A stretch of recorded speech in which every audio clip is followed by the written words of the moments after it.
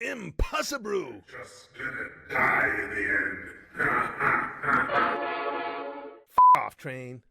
Okay, guys, now, when I was a teenager and first started getting into dating and everything, I didn't know anything about sex. I mean, how could I? The internet hadn't been invented yet.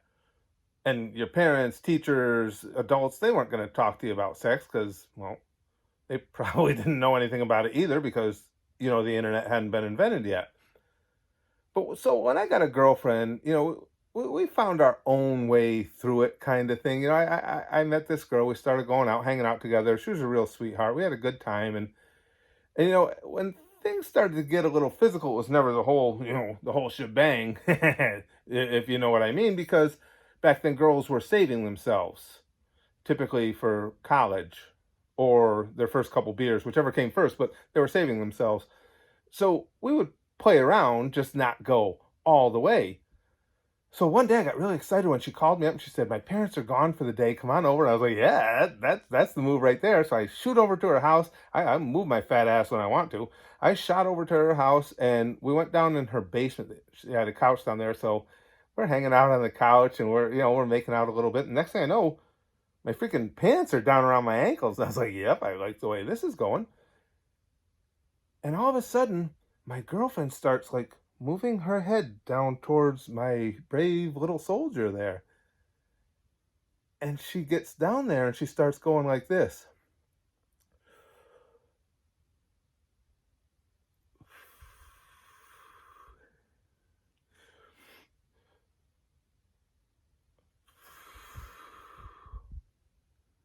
And I was like, "What are you doing?" And she looks up at me and she says, "I'm giving you a blow job." And I was like, "Fuck yeah." Because I had heard of those. But I had to admit, it felt good, but it certainly wasn't as mind-blowingly mind-blowingly. It wasn't my mind.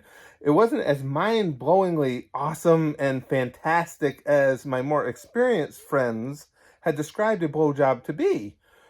But my girlfriend, she was undaunted. She stayed right down there, and she wasn't giving up. She was just down there going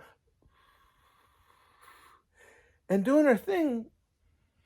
But here's the problem: while that felt good, it didn't feel good enough that it was going to bring anything to a conclusion. And neither one of us knew exactly what that conclusion was supposed to be. So after about 20 minutes down there going